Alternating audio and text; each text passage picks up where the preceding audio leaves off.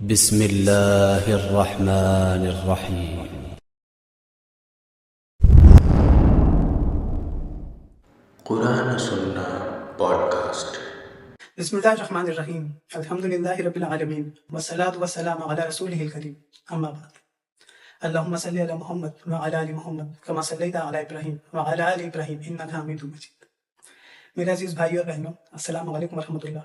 میں آپ کا بھائی محمد سلمان بن سلیم آپ کا استقبال کرتا ہوں آج کے اس سوال و جواب کے خوبصورت سیشن میں، اور آج یہاں پہ انشاءاللہ علمی گفتگو ہوگی قرآن اور سنت کے روشنی میں، اور میرے ساتھ موجود ہیں میرے بھائی محمد شہباز بن عبدالرحیم جو ان سوالات کے جوابات قرآن اور سنت کی روشنی میں دیں گے۔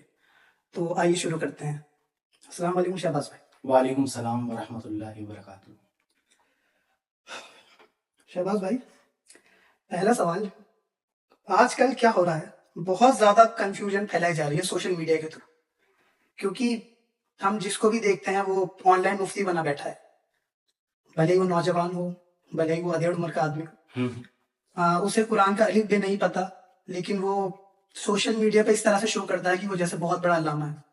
تو شہباز بھائی، سوال ہے کہ افطار کے ٹائمنگ کے تعلق سے، کہ جو ہم افطار جو کرتے ہیں وہ غلط ٹائمنگ پہ کرتے ہیں، اور جو شیعہ حضرات ہیں وہ صحیح ٹائمنگ پہ افطار کرتے ہیں، اور جو سنی حضرات ہیں ان کا روزہ 90% کمپلیٹ ہوتا ہے اور وہ اپنا روزہ توڑ دیتے ہیں، اور شیعہ حضرات اس کے جو افطار کی جو ٹائمنگ ہے اس کے 10-15 منٹ بعد افطار کرتے ہیں، جس سے ان کا روزہ 100% مکمل ہوتا ہے اور اللہ کی بارگاہ میں قبول ہوتا ہے۔ تو شہباز بھائی، یہ کنفیوژن کیوں ہے؟ کیا سنی حضرات کے پاس اس تعلق سے کوئی دلیل نہیں؟ کیا وہ روزہ بالکل ہی غلط ٹائم پہ کھولتے ہیں؟ کیا ان کے روزے جو ہے سارے بیکار ہو گئے جو اب تک انہوں نے رکھے ہیں؟ اس کے بارے میں رہنمائی فرمائیں۔ دیکھیے، بسم اللہ الرحمن الرحیم، والصلاۃ والسلام علی سید الانبیاء والمرسلین وعلی آلہ واصحابہ اجمعین الی یوم الدین۔ سب سے پہلے تو سلمان صاحب، بات ایسی ہے کہ قرآن کے اندر سورہ بقرہ میں آیت نمبر 187 جو آتی ہے، جی جس میں اللہ تعالیٰ ہم سے فرما رہا ہے کہ جب رات آ چکے تو اپنا روزہ جو ہے وہ مکمل کرو۔ جی تو شیعہ حضرات نے اپنی تفسیر میں اس کا ترجمے کے ساتھ جو اس کی تفسیر لکھی ہے شیعہ آیت اللہ نے، ان کا یہ کہنا ہے کہ جب رات آ چکے، جی تو جب رات آ چکے تو اس سے مراد یہ ہے کہ بالکل ڈارکنیس ہونی چاہیے آسمان کے اندر اور تارے دکھنے چاہیے۔ تو اس کا مطلب تو پھر عشاء کے وقت افطار کرنا چاہیے اگر ان کے مطابق اللہ کے رسول نے فرمایا جب تمہیں کوئی مسئلہ پیش آئے تو قرآن کے اندر تلاش کرو، جی۔ اس کے بعد میری سنت کے اندر تلاش کرو، اس میں بھی نہ ملے تو اجماع میں دیکھو۔ اجماع میں۔ ہمیں تو قرآن میں ہی مل جاتا ہے۔ میں نے شیعہ کا موقف آپ کو بتا دیا۔ شیعہ کہتے ہیں کہ جب رات آ چکے تو روزہ اپنا مکمل کرو، تو رات آ چکے سے مراد یہ ہے کہ تارے نکل جائیں۔ لیکن سنی اسکول آف تھاٹ جو ہے، جتنے بھی مفسرین گزرے ہیں، انہوں نے اپنے جو ہے تفسیر میں لکھا ہے رات آ چکے سے مراد کیا ہے۔ کیا اس کا مطلب اللہ کے رسول عشاء میں افطار کیا کرتے تھے؟ اللہ کے رسول تو بخاری مسلم کے اندر متفق علیہ حدیث ہے، حضرت بلال سے کہتے تھے کہ اذان دو مغرب کی، ہم تو وہ مغرب کی اذان پر اپنا روزہ مکمل کرتے تھے۔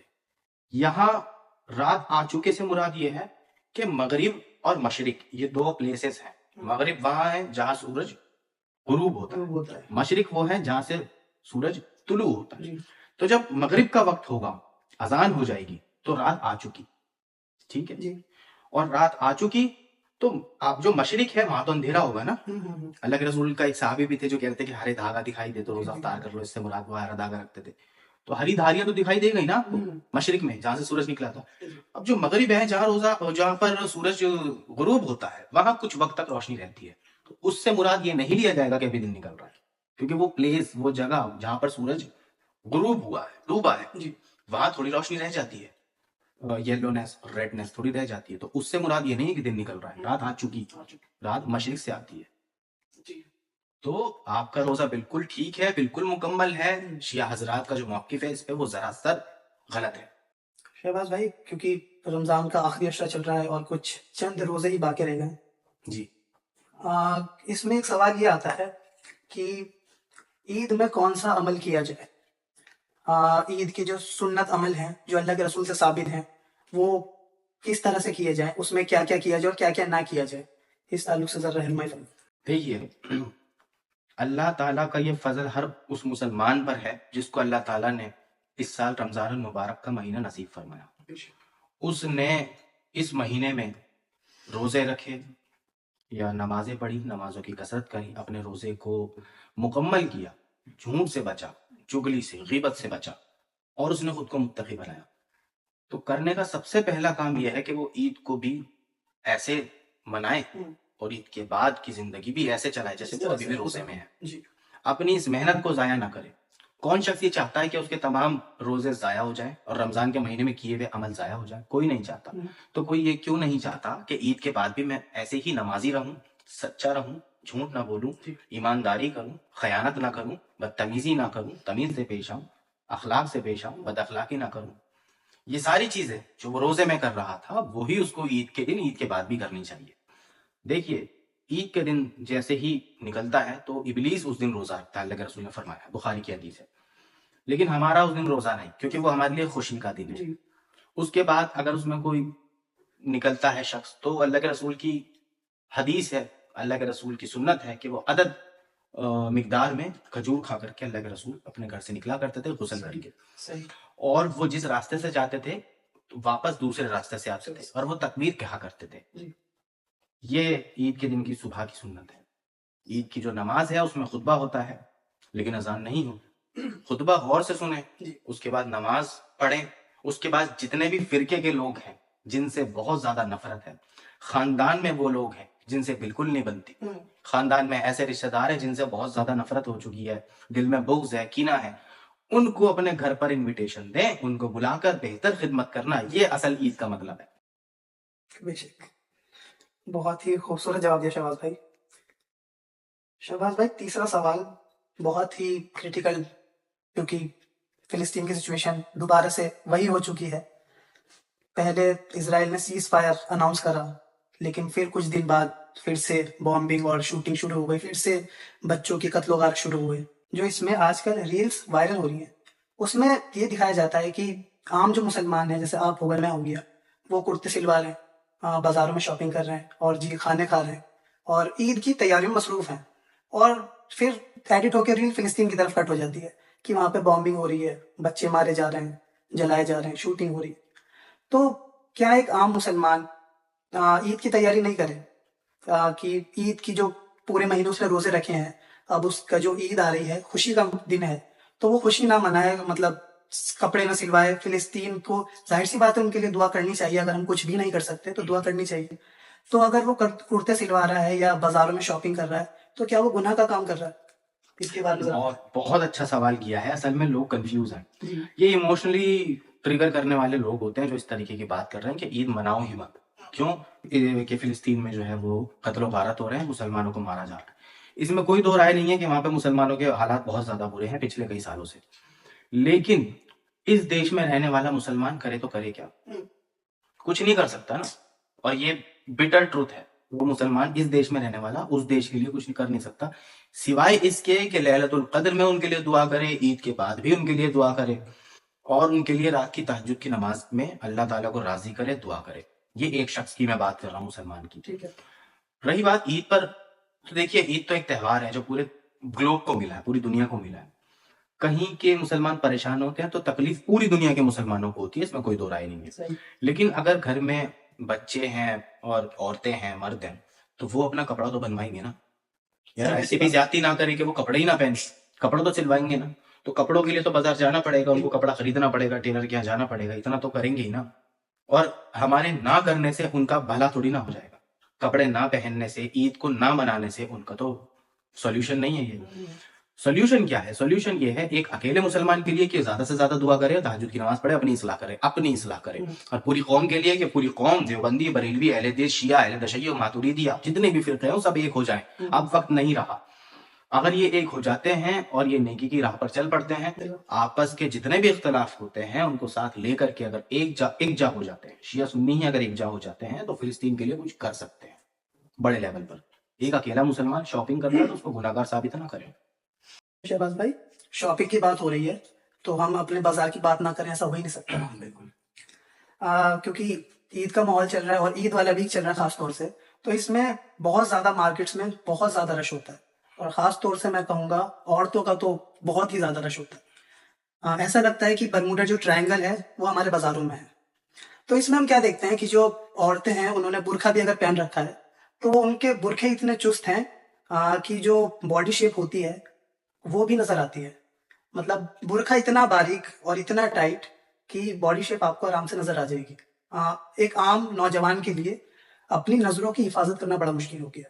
اگر اوپر سے ان کے برقعے ڈھیلے ہیں تو ان کے فیس ریویل ہیں, اور اگر فیس ریویل ہے تو آئی لیشز اور میک اپ اور لپسٹک اور پتہ نہیں کیا کیا. تو آپ کی طرف سے ان عورتوں کے لیے کیا ہدایت ہے, وہ جو پورے روزے وہ فجر سے اگر میں کہوں تو 10 بجے سے مغرب تک وہ بازار میں رہتی ہیں اور بازار میں افطار کرتی ہیں, تو کیا ان کا روزہ اس طرح سے قبول ہے؟ اور یہ جو بازاروں میں ہو رہا ہے عورتوں کی جو حالت ہے, آپ کی طرف سے ان عورتوں کے لیے کیا پیغام ہے؟ دیکھیے, اگر اللہ کے رسول صلی اللہ علیہ وسلم ہمارے اوپر نبی بنا کر کے بھیجے گئے ہیں تو اللہ کے رسول نے ہمیں عورتوں کی جتنی بھی چیزیں ہیں سب کچھ ہمیں بتائی ہے. سخت ترین پردہ کرنے کا حکم دیا ہے قرآن نے, پہلے قرآن نے دیا ہے پردہ کرنے کا حکم. اپنی زیب و زینت کو چھپانے کا حکم دیا ہے. آج کے دور کی جو عورت ہے, مسلمان عورت, وہ ماننے کو تیار نہیں. آپ برے بن جائیں گے, مولانا صاحب برے بن جائیں گے, مفتی صاحب برے بن جائیں گے, اسکالر برے بن جائیں گے, لیکن وہ ماننے کو تیار نہیں ہے. اگر ان کو کوئی کہتا بھی ہے نا کہ آپ سر ڈھک لیجیے, اس پر بھی وہ سامنے سے پتہ نہیں عجیب و غریب فلسفی پیش کرتی ہیں کہ قرآن نے کہا ہے پہلے آپ کو نظر نیچی کرو, آپ یوں نہیں نظر نیچی کرتے ہو. میں ان باتوں سے ہٹ کر عورتوں سے کہتا ہوں کہ حضرت علی کو پیدا کرنے والی بھی ایک ماں تھی, ان کے کیریکٹر کو کوئی کیوں نہیں کاپی کرتا؟ میرے امام حسن اور حسین علیہ السلام کو پیدا کرنے والی بھی بی بی فاطمہ تھی, جن کا پردہ کبھی زندگی میں ان سے مس نہ ہوا. جب ایسی اولاد پیدا ہوئی, عورتیں ہی دین لے کر کے چلتی ہیں, عورت ہی ایسے بیٹوں کو جنتی ہیں جو اسلام کا نام روشن کرتے ہیں. تو یہ وہی عورتیں ہوتی ہیں جنہوں نے زندگی پر اپنے پردے کا خیال کیا ہوتا ہے, اپنے کردار کا خیال کیا ہوتا ہے. مارکیٹوں میں بازاروں میں جانے کی بجائے انہوں نے اپنا رخ قرآن کی طرف کیا ہوتا ہے. مارکیٹ میں جانے کو منع نہیں ہے, مارکیٹ میں جائیں, اپنی ضرورت کے حساب سے جا کر کے جلد از جلد آئیں. اللہ کے رسول کی حدیث ہے, اللہ تعالیٰ کو سب سے ناپسند جگہ جو ہے ان میں سے بازار ہے. جب آپ کو پتا ہے وہاں مرد حضرات ہوں گے, موجود ہوں گے, پہلی بات تو میں مردوں سے کہتا ہوں کہ تمہارا بازار میں کام کیا, تم کیوں جاتے ہو بازار؟ تمہارے دل میں نفرت ہونی چاہیے, اللہ تعالیٰ کی ناپسندیدہ جگہ ہے, مردوں کو وہاں سے نفرت ہونی چاہیے.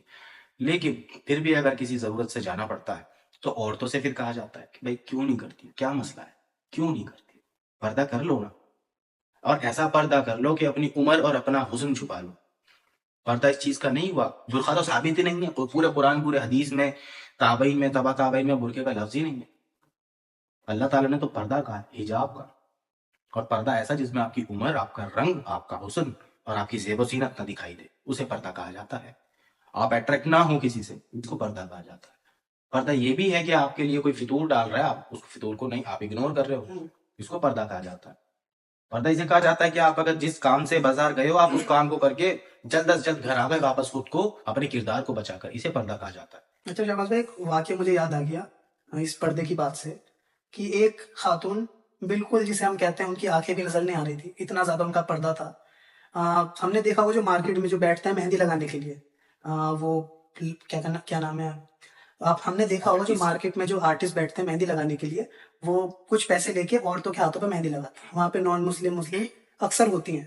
تو مجھے حیرت اس بات پہ ہوئی کہ وہ فل پیک خاتون تھی وہ, لیکن جب وہ ان کے پاس گئی, ان آرٹسٹ کے پاس, انہوں نے کر کے اپنے ہاتھ دے دیے. تو یہ پردہ کون سا پردہ ہے؟ بالکل حرام ہے, بالکل ناجائز ہے, شریعتاً حرام ہے, ناجائز ہے. ایک عورت اپنا پورا ہاتھ لے کر کے دوسرے غیر مرد کے ہاتھ میں دیتی ہے اور کہتی ہے کہ میں نے مہندی لگائی, یہ بالکل حرام ہے, بالکل جائز نہیں, کوئی گنجائش نہیں ہے اس میں. شہباز بھائی آپ کا بہت بہت شکریہ. تمام سوالات لگ بھگ مکمل ہو گئے, اور اس سیشن کو یہیں پہ سٹاپ کرتے ہیں, اور جو باقی کے سوالات ہیں وہ انشاءاللہ نیکسٹ سیشن میں ہم کنٹینیو کریں گے انشاءاللہ. سبحان ربک رب العزت عما یصفون وسلام علی المرسلین والحمد للہ رب العالمین.